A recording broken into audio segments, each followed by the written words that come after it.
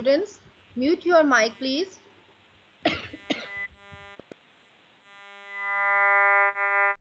Mute your mic. Okay, good. So, discussing about the variation in the chromosome.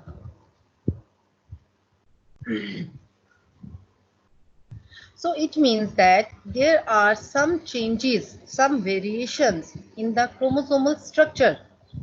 And how this happened? It occurred by the break of some pieces. ठीक है? जब कोई piece break down हो जाता है तो it means that वहां से कोई पीस लॉस्ट हो जाएगा. It may result in the losing of the some pieces. Loss हो सकता है ना पीस, और मे बी कोई और पीस आके वहां पे अटैच हो जाएगा, but it is not always the original position. क्या होगा बच्चे कि कोई पीस, अगर क्रोमोसोम का कोई पीस टूट जाए, ब्रेक डाउन हो जाए वहां पे, तो जो पीस टूटेगा तो there are the chances, probability है कि वहां से वो क्या हो जाए, वो जो पीस होगा इट मे बी लॉस्ट. अगर लॉस्ट नहीं होता तो कोई और पीस आके अटैच हो जाए, maybe that the broken piece attach हो जाए. The broken piece will not be attach on their original position, maybe वो कहीं और आके अटैच हो जाए. तो इसके रिजल्ट में हमें क्या मिलेगा? The result would be the change in where, change in the chromosomal structure. होगा ना? आप एक एग्जांपल ले लें. मेरे पास एक पेंसिल है, ठीक है, और पेंसिल को आप हार्ड स्ट्रक्चर ना लें, आप कोई सॉफ्ट स्ट्रक्चर लें, ठीक है, स्ट्रिंग ले लें. And due to some reasons क्या हो जाए, ये मेरे पास पेंसिल जो है ये टूट जाए. जब टूट जाएगी तो क्या होगा कि इस, और स्टिकी एंड्स होंगे इसके, ठीक है. Sticky ends mean it have some adhesive probability. Adhesive property होगी इसकी, तो कोई और आके पीस अटैच होगा, तो मे बी इसका जो दूसरा वाला कॉर्नर है वो अटैच हो जाए, ये दूसरे वाले कॉर्नर से अटैच हो जाए, तो वो it would result in the change in the chromosomal structure. Sequence हमारे पास चेंज हो जाएगा. ओके, सीक्वेंस क्या चेंज होगा? Suppose we have C D, suppose, okay, suppose we have A B C D E structure. ये मैं structure किसके ले रही हूँ? क्रोमोसोम की ले रही हूँ. और एबीसी में क्या कह रही हूँ? फॉर एग्जांपल नाइट्रोजीनियस बेसिस को कह रही हूँ. Okay, although I have chromosomal में होगी, तो मेरे पास डीएनए की मैं बात कर रही हूँ, तो मेरे पास जो स्ट्रक्चर होगी वो मेरे पास सी जी टी और ए होगा, ठीक है. लेकिन क्या होगा, सी जी टी ए को ए बी सी कह रही हूँ फॉर एग्जाम्पल, तो मेरे पास चेंज होके ए बी सी डी ई की बजाय ए बी सी डी की बजाय मेरे पास एल एम आ सकता है. और ये सीक्वेंस ना हो तो ए बी सी डी ई हो ही नहीं, एफ आ जाए. तो इट मीन्स दैट मेरे पास क्या हो गया, या मिसिंग हो गया, या मेरे पास सीक्वेंस चेंज आ गया. और it may be as A B B C D D. So it means that we have a multiple copies. Here I receive a multiple copies of the same genes, but in the original position, but in the original chromosome, they are not like that. They are A, B, they were A, B, C, D, E, and now they become A, B, C, C, D, D. Like in the case of multiple copies, missing genes, A, B, C, D are missing, okay? And in the gene of different sequence, A, B, L, M, N, and C, D, E, F, E, F, for example, okay? But it is said about the changes that all the changes occurred spontaneously. Okay, it's occurred spontaneous. Spontaneous means rapidly. Okay,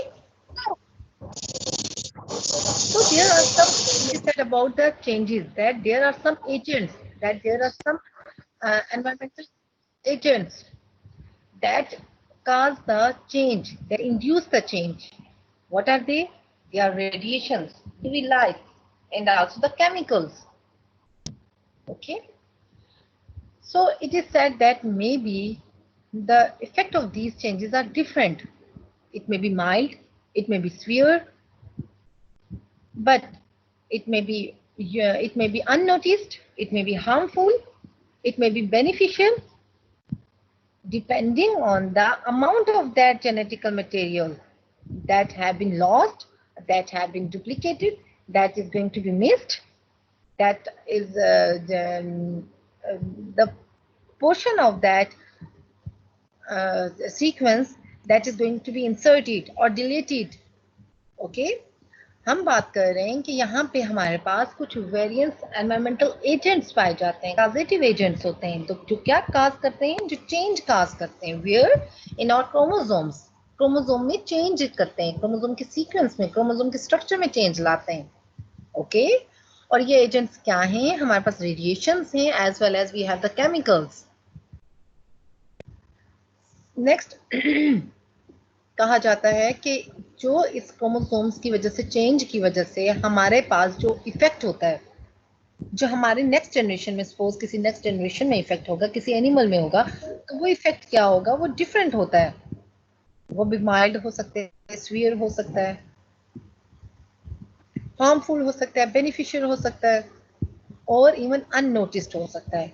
मतलब इतने ज्यादा effects और इतने effect very करता है. ये किस चीज पे डिपेंड करता है? It depends on that genetic material. उस जेनेटिक मटेरियल पे डिपेंड करता है जो लॉस्ट हुआ. In the case of lost, अगर लॉस्ट हो रहा है A B C D are going to be lost, तो जो सी डी लॉस्ट हुआ है, तो जो लॉस्ट हुआ है उसका क्या फंक्शन था यहाँ पे? ठीक है, अगर वो कोई ट्रेट ऐसा था जो आई कलर दे रहा था या आई साइट पे को एनहांस कर रहा था, तो it means C D are going, अगर लॉस्ट हो रहा है तो by the losing of that C D, तो क्या होगा? आई साइट पे इफेक्ट होगा ऑब्वियसली. ओके, और अगर सी डी के डुप्लीकेट होने से, सी डी डी के डुप्लीकेट होने से, अगर वही पोर्शन हमारे पास सी डी किसी बहुत ही किसी इसी तरह के किसी एक्टिविटी में इन्वॉल्व नहीं है, तो क्या होगा? उसकी डुप्लीकेशन से हमें हार्मफुल इफेक्ट नहीं होगा, अननोटिस्ड इफेक्ट होगा. ठीक है, और फिर क्या होगा अगर वहीं पे मिसिंग मटेरियल कोई रिप्लेस हो जाए, लाइक सी डी की बजाय हमारे पास एल एम आ जाए, तो इसका मतलब ये कि सी डी का क्या फंक्शन था, एक बात ये, और जब हमने नया लाया है उसका क्या फंक्शन होगा. अब उसका कोई फंक्शन और है तो ऑब्वियसली वो फंक्शन चेंज हो जाएगा. ठीक, तो हमारे ये सारे जो इफेक्ट्स हैं, जिसे हम कह रहे हैं there should be mild, there would be severe effect, there would be some different effects, so all the effect depend on the exact portion of that genetic material that is going to be added somewhere, that is going to be duplicated, or that is going to be lost from that portion. Okay, next is about the regulation of the gene expression. It means the word regulation of gene expression, it means that gene expression is also going to be regulated by something. Okay, there are some checkpoints where the gene expression is going to be regulated. So we will discuss about the what is the gene expression. Student, last time भी मैं आपको बता चुकी हूँ कि जब भी हम expression की बात करेंगे, ठीक है, तो it means that we are talking about the protein, because the end product of this central dogma is from the information is going from the DNA to RNA and RNA to the protein, and protein have to perform its function. Protein have to perform its function in the form of, maybe it is going to some act as some receptors, it have to be become some enhance some activity, maybe क्या करेगी, किसी का activity को may be enhance करे, किसी activity को block कर दे, तो it depends upon the activity of that protein. So जब भी हम एक्सप्रेशन की बात करते हैं, जीन एक्सप्रेशन, तो जीन एक्सप्रेशन किस फॉर्म में होता है? In the form of protein. So regulation of genes means कि जीन्स क्या करते हैं. It is said about the for example in a developing embryo में ये कहा जाता है कि उसके पास जेनेटिकली इंफॉर्मेशन होती हैं. तमाम जीन्स के पास इक्वल अमाउंट में जेनेटिकली इंफॉर्मेशन होती हैं.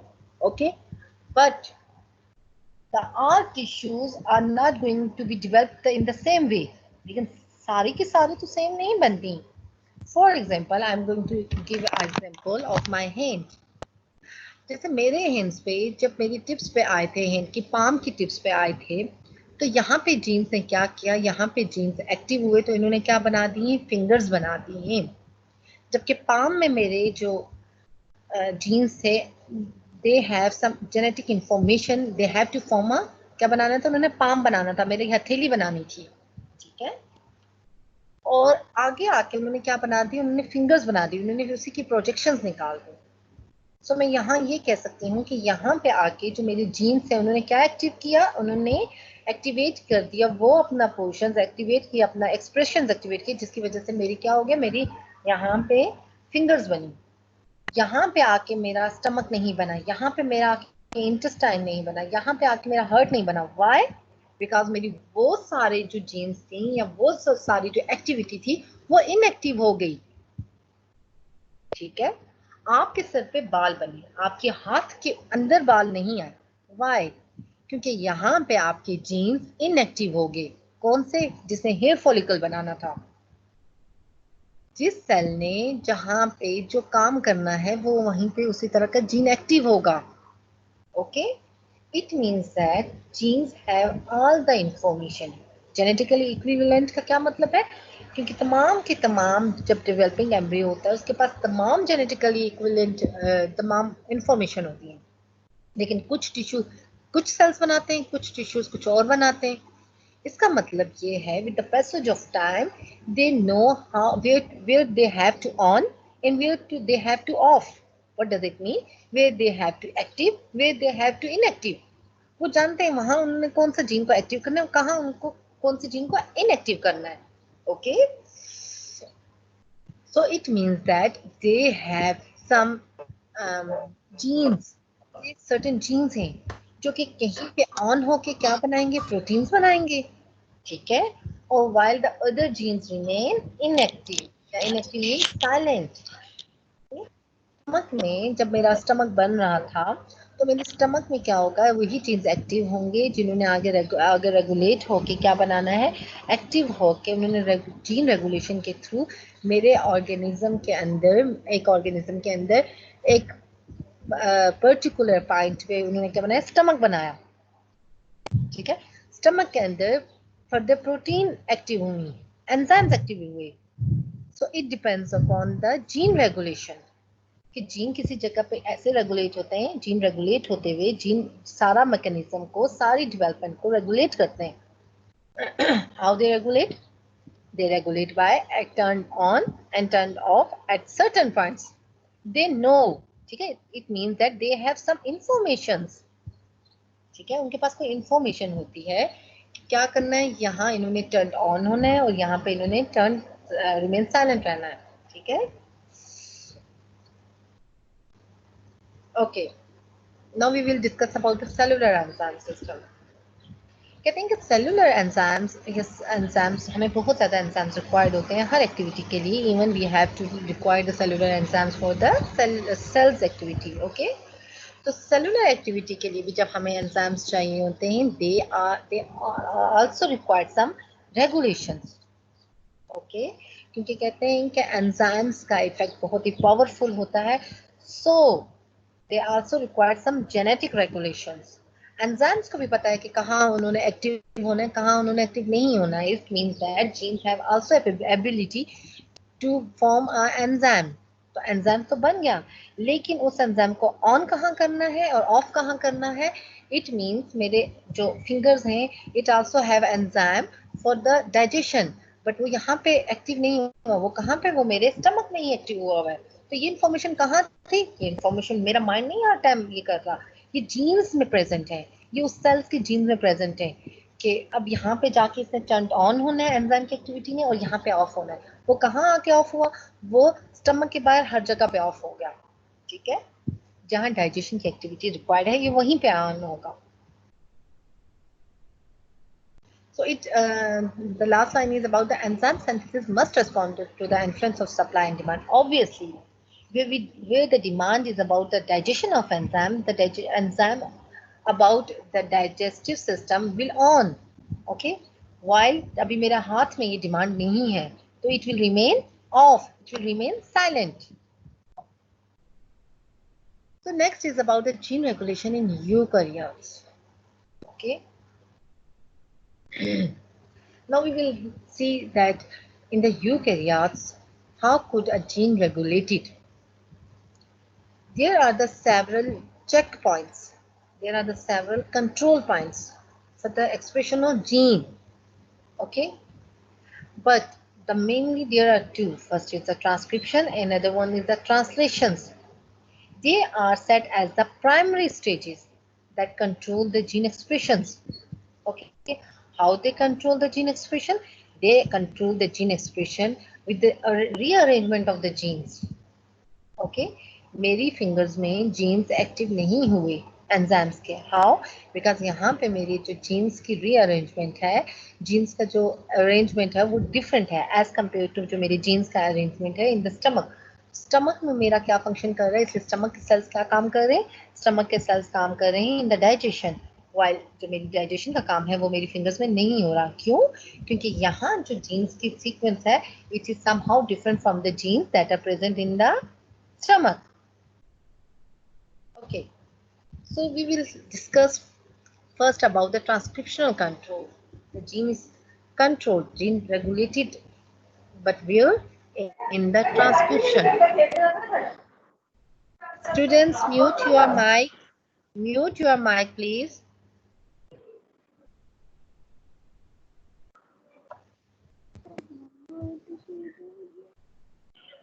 Okay. So there are some factors, okay, which have some positive as well as negative effect. Where? On the transcription. Transcription of what? Transcription is actually the procedure of transfer of some information from DNA to RNA. So we have RNA here. So during this RNA synthesis, we have some transcription factors. Transcription factors are those molecules that have some positive as well as negative effect on the transcription of RNA. Okay.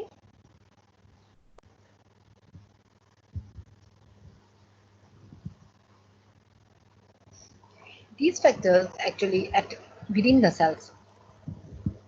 Okay, where they produced, where the cells that produce them, these factors act on upon that cells, as well as they are going some different parts of the body for their proper action. Okay, we have read about the transcription factors that there are some factors, there are some molecules that control the transcription of RNA. Okay, that control some genes, that on the activity of some genes, and that's of the activity of some genes, that of the some activity of the genes where at the transcription level of the messenger of the RNA. Okay, so where they form? They form in the some cells. Okay, and there where they act within the cell, as well as they move from one place to other place of the body for their proper action. I'm repeating. We have read here the transcription control. It means that the control is on the transcription level. हम यहाँ पे gene regulation पढ़ रहे हैं, ठीक है, regulation of gene expression पढ़ रहे हैं. तो कैसे कहीं पे ट्रांसक्रिप्शन पे ही, ट्रांसक्रिप्शन क्या है? डीएनए से इंफॉर्मेशन का कहाँ चले जाना, डीएनए से इंफॉर्मेशन का आरएनए में चले जाना. तो जब आरएनए में जा रहा है तो यहाँ पे क्या कंट्रोल कर रहा है? यहाँ पे कंट्रोल हो रहा है ट्रांसक्रिप्शन लेवल पे, और ट्रांसक्रिप्शन क्या? RNA. It means we should have some factors जो क्या आरएनए ही को कंट्रोल करेगा, आरएनए के जीन को कंट्रोल करेगा, आरएनए के सीक्वेंस को कंट्रोल करेगा. उसको हम क्या बोलते हैं? उसको हम बोलते हैं ट्रांसक्रिप्शन फैक्टर्स. वो फैक्टर्स क्या हैं? वो फैक्टर्स कुछ जीन्स को एक्टिवेट करते हैं और कुछ जीन्स को वहीं ट्रांसक्रिप्शन ही में इनएक्टिव कर देते हैं. It means they have a positive as well as negative effect. Okay, ये फैक्टर्स कहाँ बनते हैं? ये फैक्टर्स बनते हैं कुछ सेल्स में ही, और जब सेल्स में बनते हैं तो ये विद इन द सेल. कौन सा सेल? जो सेल इनको बना रहा है उसी सेल पे एक्ट करते हैं. और कभी कभी ये क्या करते हैं? आउटसाइड द सेल के चले जाएंगे और different parts of the body पे जाएंगे, ताकि वहां पे भी ये अपना ट्रांसक्रिप्शन फैक्टर क्या करें? ट्रांसक्रिप्शन कंट्रोल कर सकें.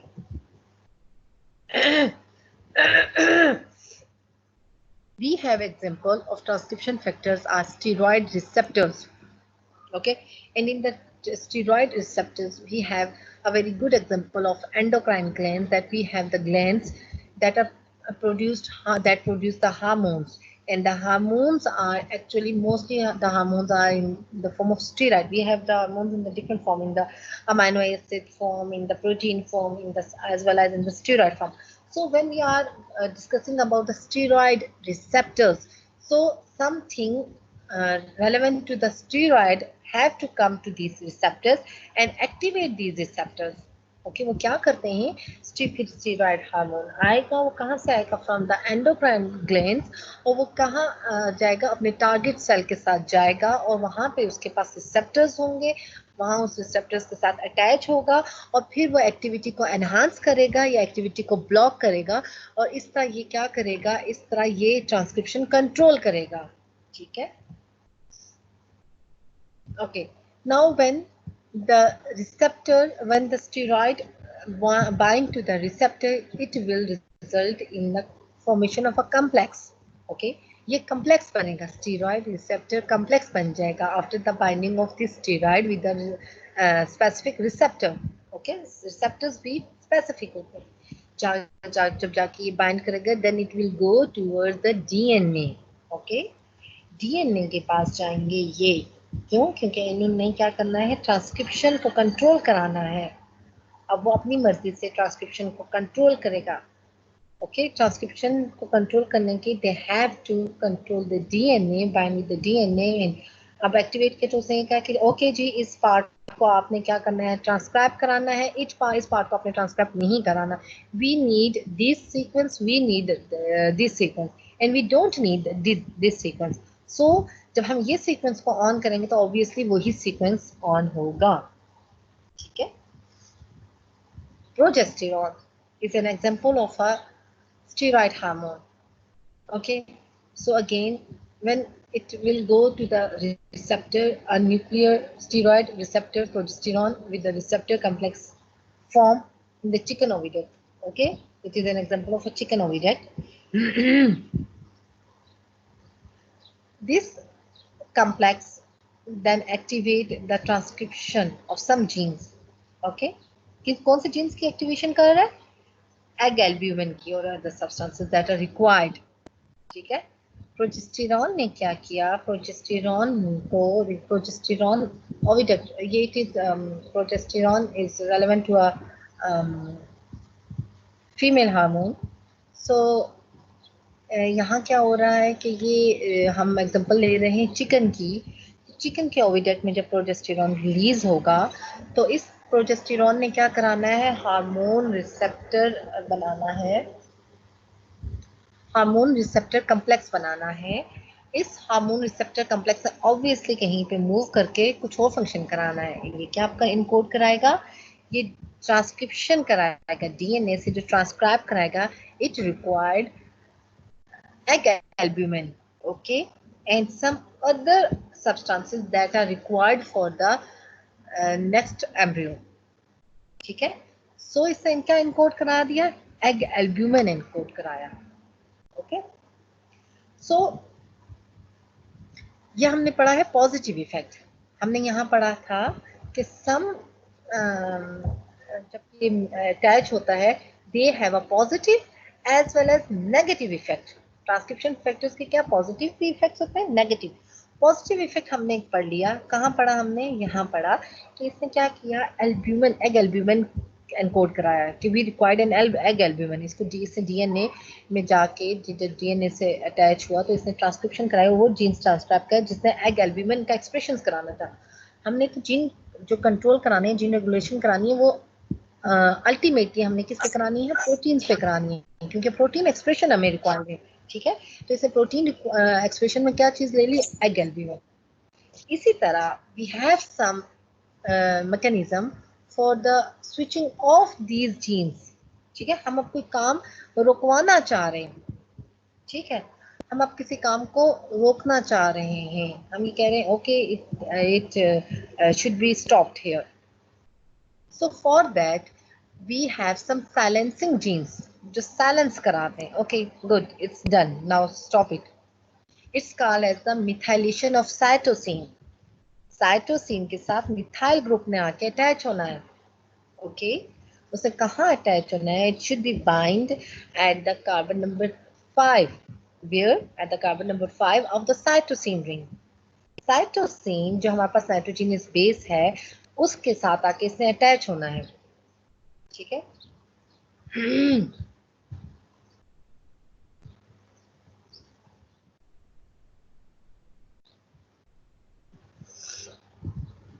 But the methylation of cytosine is not a random. ये random नहीं हो सकती कि किसी भी C के साथ आप जाके अटैच हो जाएंगे। जब साइटोसिन guanine के साथ आएगा, when it means that we required its silencing. Okay, और कब हो? जब CG आपस में complementary strand आ रहे हो, ठीक है। CG एक साइड आया, CG दूसरे साइड भी आया, so it means that this DNA required some silencing, okay, some stopping. So उस साइटोसिन के साथ आके क्या अटैच हो जाएगा? उस साइटोसिन के साथ आके अटैच हो जाएगा methyl group, okay. Suppose in the case of the DNA replication, जब DNA की replication हमें required होती है तो हमें क्या चाहिए? अब हमें stop चाहिए, ओके, हमें अब इस gene को inactive चाहिए. We require the inactivation of this gene. So as the CG sequence came, the enzyme recognized that sequence, okay, और फिर क्या हो जाएगी? मिथाइलेशन आ जाती है, मिथाइल ग्रुप अटैच हो जाता है, तो it means that we have to form the inactivation, okay. हमने यहाँ से आगे इसकी रेप्लिकेशन नहीं करनी, हमने सिर्फ यहाँ से यहाँ तक पोर्शन चाहिए था। ये पोर्शन आगे हमें किस चीज़ के लिए चाहिए? ट्रांसक्रिप्शन के लिए चाहिए। सो हमने ये वाला यहाँ से यहाँ तक पोर्शन एक्टिवेट कराना था, वो इतना ही पोर्शन एक्टिवेट कराना है, okay. In this slide here you can see, students, can you see my cursor? Here it is Yes. a methyl. Oh, so it is a okay. It is a cytosine. Here the methyl group will attach here at the position of where at the 5 carbon. Okay. Where it come? Where there are the CG and the complementary on the complementary strand here it will also be the CG. Okay, जब CG आपके complementary strands में आ रहा हो CG sequence, then it means that we required a methylation. तो methyl group यहाँ पे आके attach हो जाता है, कहाँ पे? on the both strands में आ जाएगा, तो it will stop this synthesis onward. इसका मतलब है हमें सिर्फ इतना ही strand required है। सपोज इस साइड जाए या इस साइड जाए, जो भी हमें रिक्वायर्ड होगा, हमें इतना ही रिक्वायर्ड है, हमें आगे सिंथेसिस नहीं रिक्वायर्ड, ठीक है। Now the next one is the translation control. Suppose the genes have to be controlled at the transcription level, but sometimes it's delayed. But it doesn't mean that we don't have the checkpoints for the control of gene expression. We can control. हमारे पास एक और checkpoint है, अगर हमने transcription में control नहीं किया तो हमारे पास कोई और checkpoint है जहाँ पे हम कंट्रोल कर सकते हैं, एंड वो क्या है? वो है हमारे पास translation control. And it is said about the development of eggs that in the development of eggs, mainly this control is going to be happening during the development.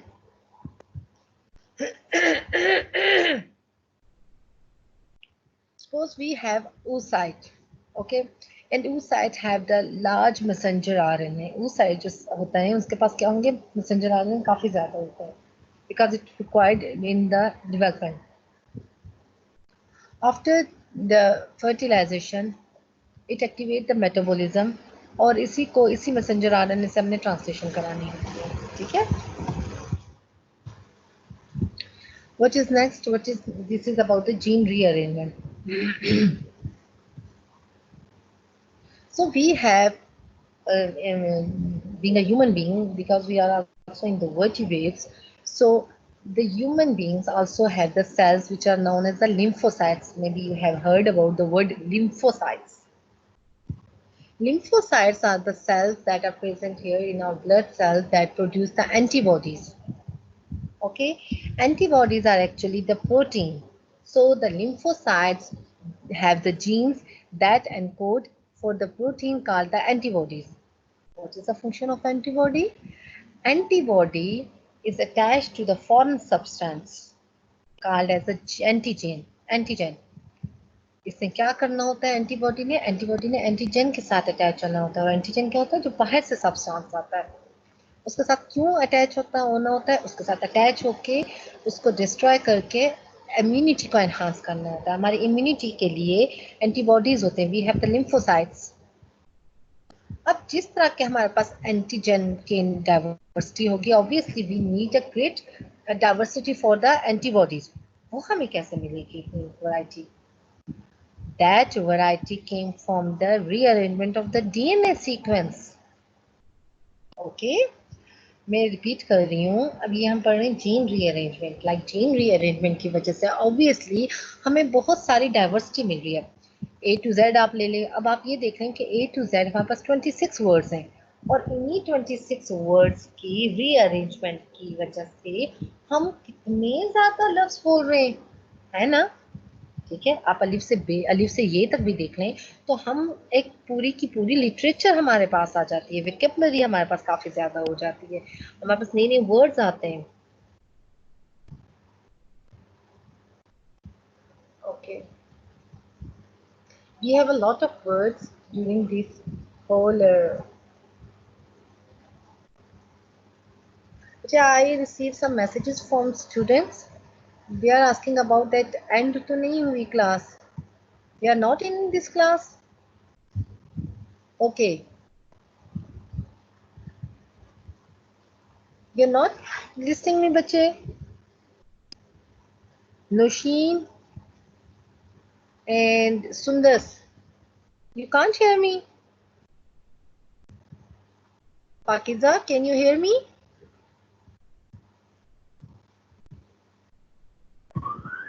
on your mic please Waleed can you hear me आप yes ma'am आवाज आ रही yes ma'am okay फिर बच्चे messages कर रहे हैं continuously जैसे सुंदस का है एंड नौशीन बोल रही है कि क्लास एंड हो गई है तो बच्चे it means that there is some internet issue at your end okay मेरी तरफ से कोई इशू नहीं है ऐसा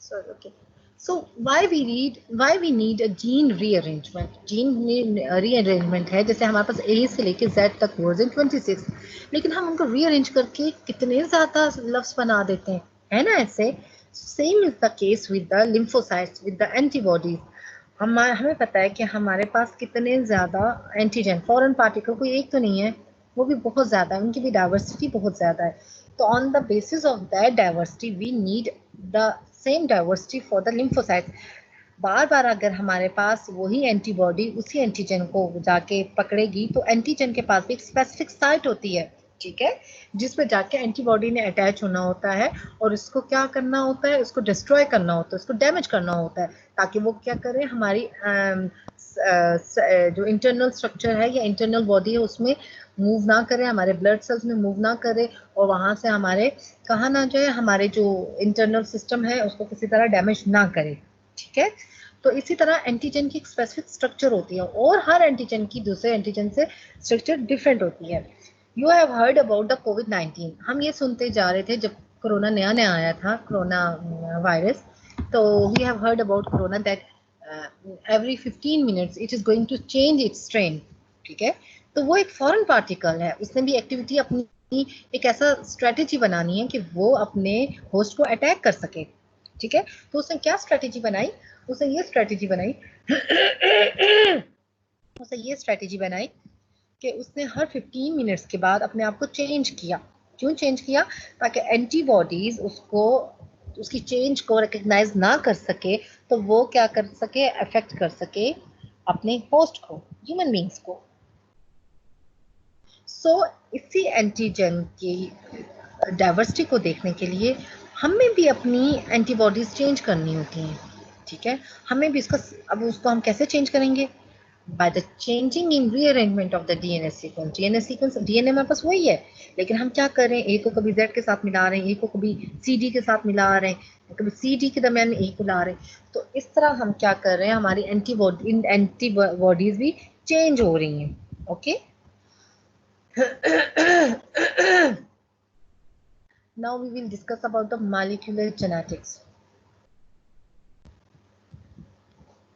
Student, in the molecular genetics, we required some techniques, biochemical techniques.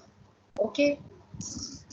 और ये जो molecular techniques है, ये रोज बरोज नहीं हो रही है. Okay? But it doesn't mean कि हम ये कहें कि now it's the end of these techniques. No. हम एक्सपेक्ट कर रहे हैं कि ये डिस्कवरीज जो हैं नियर फ्यूचर में इसी तरह चलती जाएंगी. Okay, so in this case we will discuss about in the molecular genetics we will discuss the first one is the recombinant DNA. What is the recombinant DNA? The word recombinant DNA means it has not the original combination of DNA, it has something inserted from the outside. Okay, recombinant DNA का क्या मतलब है कि ये एक whole, एक animal का part नहीं है, इसके अंदर हमने कोई और चीज इंसर्ट की है, that is from the outside. कुछ सोर्स है जो आउटसाइड फ्रॉम द बॉडी है. अब डीएनए कोई ऐसी चीज है जिसके साथ हम इतना खेल रहे हैं.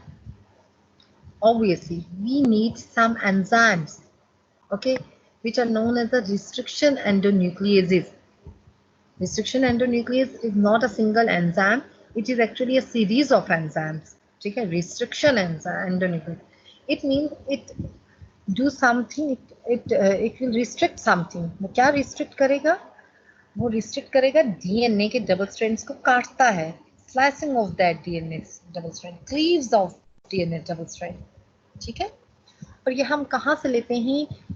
The restriction endonucleases are derived from the bacteria. अच्छा, ये क्या करता है? ये endonucleases, they resultant after the cleavage, they resultant in the sticky ends. The sticky ends छोड़ देता. Sticky ends mean the ends of the DNA that are sticky. That अब क्या sticky ends होगा? इसके साथ कोई चीज आके अटैच हो जाएगी. लेकिन हमने क्या चीज अटैच करनी है? सुने जरा, हमने इसके साथ अटैच करना है एक कोई बाहर का source. That should be also cleaved by same restriction enzymes. ठीक है, हमने restriction endonuclease को यूज किया और हमने उसको यूज करने के लिए restriction endonuclease को यूज किया दो एंजाइम्स, दो डीएनए पे. दो डीएनए पे क्यों हमने यूज किया? क्यों? ताकि ये सेम स्टिकी एंड्स छोड़ें.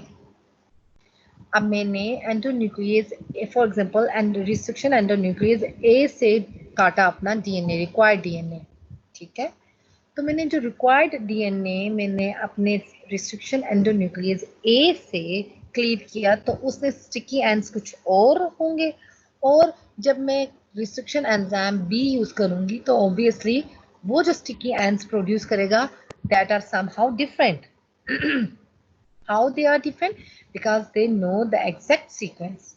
Okay, they have determined the base sequences. वो किसी एक जगह से भी नहीं, किसी रैंडमली वो नहीं क्लीव करते. They should know from where they have to cut the base sequences. Okay, तो जब वो एक उनके पास restriction endonuclease are specific for their base sequences जो उन्होंने कट करने हैं, तो obviously they will resultant in the sticky ends. और sticky ends भी आपस में क्या होंगे? आपस में एक जैसे होंगे. For example, here the EcoR1 is a endonuclease. Restriction endonuclease is EcoR1. Okay, this enzyme recognize a specific sequence here, TTAA, on the other side TTAA. ठीक है, so it will cut from here A, and the same enzyme will cut from this sequence A.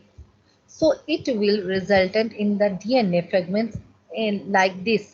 Okay अब ये जो sticky ends होंगे ये इस तरह के होंगे. ओके अब अगर ये तो हमने एक डीएनए काटा, सेम अगर हम प्लाज्मिड भी इसी से क्लीव करेंगे तो वहां पे भी सेम स्टिकी एंड्स बनेंगे. सेम स्टिकी एंड्स बनने चाहिए, तब ही हम जाके अपना ये रिक्वायर्ड डीएनए दूसरे किसी डीएनए के साथ जाके अटैच करेंगे. ठीक है, आपके sticky ends both and same होंगे तो हम जाके अटैच करेंगे ना, एडहेसिव कैपेबिलिटी वही होगी. और अगर ये सही से जाके अटैच ना होंगे तो हमारे पास रिक्वायर्ड जो डिमांड है वो पूरी नहीं होगी. अच्छा, so it means that we have to cut the other base pairs, other DNA, where we have to mix, where we have to insert that required fragment. It should be cut by the same endonuclease. After the mixing, we can add DNA ligase. DNA ligase for ligation, for joining, for sealing. For sealing these ends, we will add DNA ligase. अब हमने इस slide में क्या किया बच्चे, मैंने एक endonuclease से डीएनए फ्रेगमेंट काटा. ठीक है, जो सीक्वेंस मुझे रिक्वायर्ड है. अब मैंने क्यों काटा, मैंने इसलिए काटा मैं क्योंकि रिकम्बिनेंट डीएनए बना रही हूँ. रिकम्बिनेंट डीएनए का मतलब क्या है, ओरिजिनल सोर्स से मैं किसी और सोर्स में उसको पुट कर रही हूँ, फ्रॉम द एक्सटर्नल सोर्स. तो उसके लिए मैंने दो सोर्सेज में कटिंग करनी है. दो सोर्सेज में ऑब्वियसली ए से कटिंग करके मैंने बी स्पेसिमेन में इसको इंसर्ट करना है. तो जब मैं ए से कट कर रही हूँ तो I should be cleaved with the same endonuclease, for example endonuclease x. And for the B source, for the B specimen, where I have to insert this specimen, I have to cleave again with the same endonuclease. Got my point? दोनों के लिए, दोनों DNA fragments के लिए मैं same endonuclease use करूंगी, क्योंकि दोनों एंडोन्यूक्लियस के लिए वो सेम सीक्वेंस सेलेक्ट करेगा. सेम सीक्वेंस को सेलेक्ट करते हुए वो सेम स्टिकी एंड्स प्रोड्यूस करेगा. सेम स्टिकी एंड्स को प्रोड्यूस करते हुए फिर एनेलिंग इजीली होगी.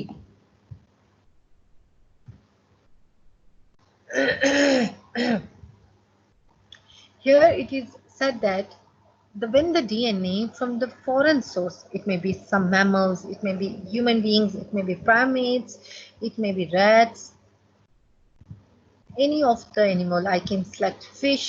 Okay, so if I'm going to add a foreign source, that may be any specimen, and I have to insert in the bacteria, in the plasmid. Now they are the two different sources. One is plasmid, that is bacteria, and other one is the human beings, for example. So I have combined two different sources DNA. So it means that it become a recombinant DNA. Got my point? अब ये recombinant DNA बन गया, दो different sources का combination हो गया, so it become recombinant. Okay, अब मैंने ये रिकम्बिनेंट डीएनए को इसकी क्वांटिटी एनहांस करनी है, तो अब मैं क्या करूंगी, अब मैं ये क्या करूंगी कि जो मैंने अब रिकम्बिनेंट डीएनए बनाया है, I have to be insert in some other animal, in some specimen, in some organism where the reproduction rate is very high.